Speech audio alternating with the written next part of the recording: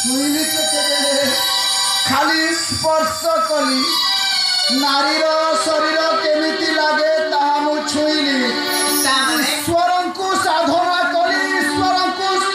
पाइली नहीं कि से देवी को पाइली नहीं तांको शरीर अंग केमिति लागे तार सत्ता ही पाई पारलिनी देवी स्वरूपिणी नारी को साधना कली से देवी स्वरूपिणी